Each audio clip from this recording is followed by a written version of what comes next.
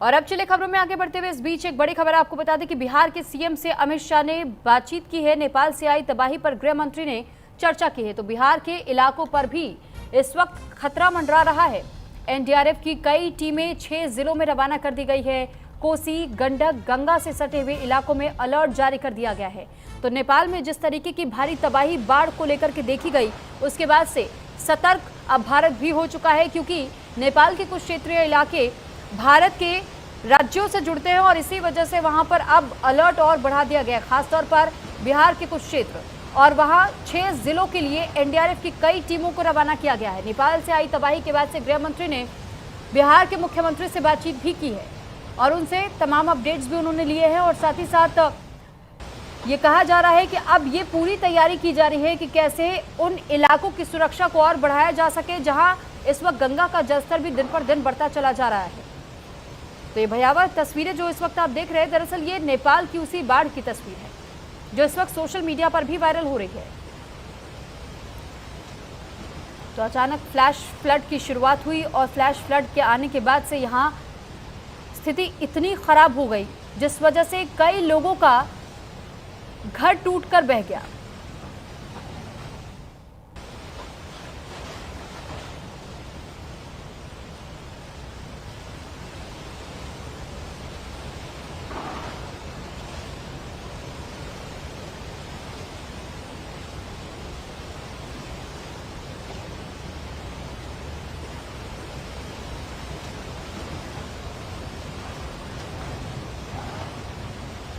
तो बड़ी खबर इस वक्त आपको बता रहे हैं, दरअसल एनडीआरएफ की कई टीमें अब 6 जिलों के लिए रवाना कर दी गई है।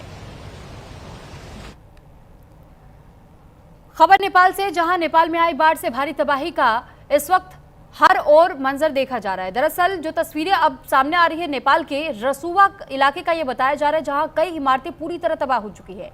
और इसी के साथ ये भी जानकारी मिल रही है कि 3 पुलिस चौकियां, साथ ही गाड़ियां भी बह चुकी है। नेपाल में कई हाइड्रो पावर प्रोजेक्ट्स तैयार किए जा रहे थे जिसे भारी भरकम नुकसान उठाना पड़ा है। तिब्बत से आए सैलाब ने अचानक ये तबाही मचा दी। तो ये जो तस्वीरें आप देख रहे हैं, दरअसल ये उसी वक्त की तस्वीर है जब नेपाल में अचानक से इस बाढ़ ने सब कुछ तबाह कर दिया।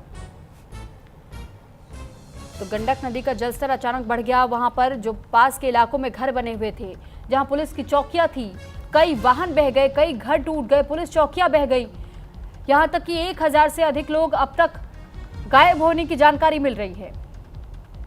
हालांकि कुछ लोगों की मौत होने की खबर भी मिली है और बताया गया है कि चीन के तिब्बत से अचानक से जैसे ही ये पानी आया और उसके बाद से इसने सब कुछ तहस नहस कर दिया।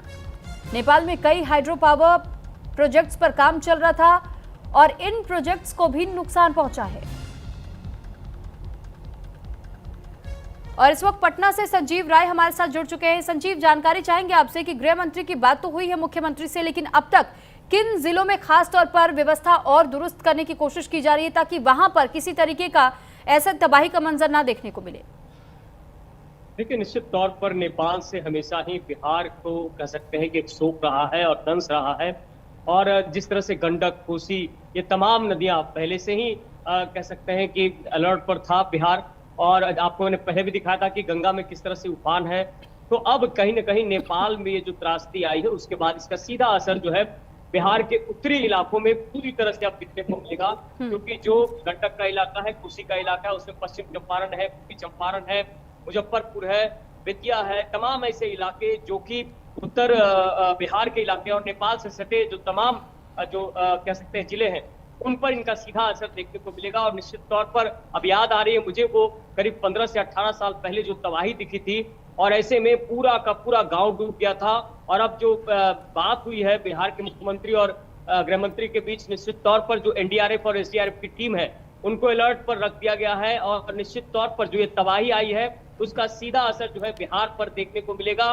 अब ऐसे में सवाल ये उठता है कि अगर ये पानी इन तटबंधों के जरिए या इन जो कह सकते हैं जो नदियों के जरिए अगर उफान पे आता है, तो जो तटवर्ती इलाका है, जो किनारे के इलाके हैं, जो गांव हैं, वो पूरी तरह से डूब जाएंगे, जलमग्न हो जाएंगे। और पहले भी इसका अलर्ट पर रखा गया था आपदा विभाग को। तो कह सकते हैं कि एक बड़ी मुश्किल है बिहार के लिए। जिस तरह से नेपाल में जो ये बड़ा त्रासदी आया उसका सीधा असर जो है बिहार में देखने को मिलेगा। ठीक है संजीव, आप हमारे साथ बने रहिए, लेकिन इस बीच एक और बड़ी खबर है। नेपाल में आई बाढ़ के बाद से बिहार में इस वक्त अलर्ट जहां जारी कर दिया गया है। बिहार के मुख्य सचिव ने हाई लेवल बैठक भी की। सभी जिलों के डीएम को हालात पर नजर रखने को निर्देश दिया गया है।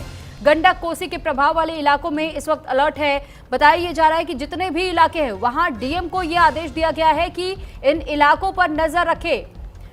तो भीषण बाढ़ से इस वक्त जहां नेपाल में हाल बेहाल दिखाई दिए, कुदरत का कहर यहां इस कदर लोगों पर बरपा कि कई लोगों की जहां जिंदगियां इस कुदरत के कहर ने छीन ली, उनके घर उनसे छीन लिए, उनके परिवार के लोगों को छीन लिया। और अब बिहार की ओर यह खतरा जब बढ़ रहा है तो उन क्षेत्रों में भी इस वक्त अलर्ट कर दिया गया है। एक बार फिर से संजीव, मैं आपका रुख कर रही हूं। ये जो बैठक बुलाई गई है, इस बैठक के माध्यम से क्या कुछ निष्कर्ष निकला, क्या कुछ चर्चाएं रही, किन मुख्य बिंदुओं पर फोकस किया गया? बिल्कुल देखिए, बिल्कुल हाई अलर्ट पूरी तरह से बिहार में हाई अलर्ट कर दिया गया है और मुख्य सचिव से लेके तमाम जो अधिकारी हैं और जो जिले के तमाम डीएम हैं उनको सख्त निर्देश दिए गए हैं कि किसी भी कीमत पर आपदा से निपटने के लिए वो तैयार रहें। यानी कि अब कहीं ना कहीं पूरी तरह से अलर्ट पर है पूरा प्रशासन, पूरी टीम। और ऐसे में मैंने बताया आपको कि उत्तरी इलाका जो है बिहार का वो सबसे ज्यादा इसका दंश झेलेगा। और ऐसे में सीतामढ़ी, मुजफ्फरपुर और तब रक्सौल, ये तमाम जो इलाके हैं वो बिहार से सटे जो तमाम इलाके हैं वो सबसे पहले जलमग्न होंगे। और गंडक और कोसी, अगर वहां पर गंडक और कोसी के पानी को नहीं रोका गया, तटबंध अगर टूटते हैं तो निश्चित तौर पर हालात बेहद बदतर हो जाएंगे। और ऐसे में यही कारण था कि तुरंत ही एक बैठक बुलाई गई है। और जिस तरह से मुख्यमंत्री भी इस पूरे मामले को मॉनिटरिंग कर रहे हैं, जो सम्राट चौधरी हैं, उनकी बात केंद्र की सरकार से हुई है। और एनडीआरएफ और एसडीआरएफ की टीम दोनों ही हाई अलर्ट पर है। और अब ऐसे में आप देखना होगा कि जिला प्रशासन की एक बड़ी चुनौती भी है। ठीक है, आप इस खबर पर नजर बनाए रखिएगा। फिलहाल के लिए बहुत धन्यवाद आपका तमाम जानकारी हम तक पहुंचाने के लिए। अब आपको सीधे लखनऊ लिए चलते हैं, जहां सीएम योगी क्या कुछ कह रहे सुनवाते।